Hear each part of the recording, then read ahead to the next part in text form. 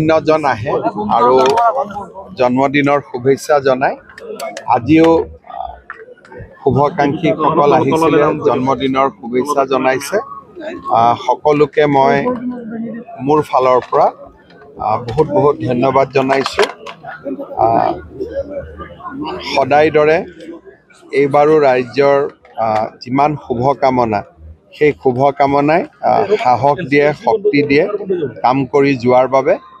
মই আশা কৰোঁ অসমৰ ৰাইজৰ যাতে শুভকামনা এনেকে সদায় মই লাভ কৰি থাকিব পাৰোঁ। কিবা এটা কাৰ্যসূচী আপুনি লয় জন্মদিনৰ দিনাখন কাইলৈ কেনেকুৱা? মোৰ তেনেকুৱা কাৰ্যসূচী নাই। কালি ৰাতিপুৱা আমি প্ৰাগজ্যোতিষপুৰ মেডিকেল কলেজৰ OPD সেৱা আৰম্ভ কৰিম। নগাঁৱৰ জাজি ভকত গাঁৱৰ দলংখনৰ আমাৰ শুভ উদ্বোধন হ'ব। কালিৰ পৰা মুখ্যমন্ত্ৰীৰ আত্মনিৰ্ভৰ অভিযানৰ আবেদন আৰম্ভ হ'ব।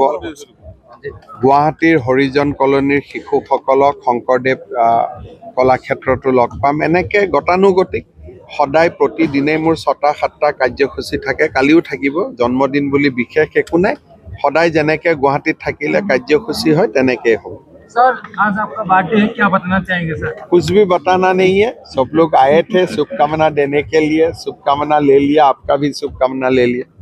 আজি যথেষ্ট সংখ্যক অনুৰাগীৰ ভিৰ সদায় প্ৰত্যেক বছৰে আহে ইমানখিনি। বিশেষকৈ যিখিনি মানুহে মোৰ লগত বহুত দিনৰ পৰা জড়িত হৈ আছে তেওঁলোক আহে।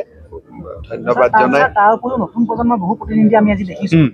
চাওক, সাধাৰণতে কি হয়, যিবিলাক মানুহৰ লগত ৰাজনীতি আৰম্ভ কৰিছিলোঁ তেওঁলোকৰ ল'ৰা ছোৱালীবিলাকো ডাঙৰ হ'ল। গতিকে বয়সৰ লগে লগে বেলেগ এটা প্ৰজন্মও আহে। গতিকে তেনেকৈ চলি থাকে আৰু। ঠিক আছে, থেংক ইউ।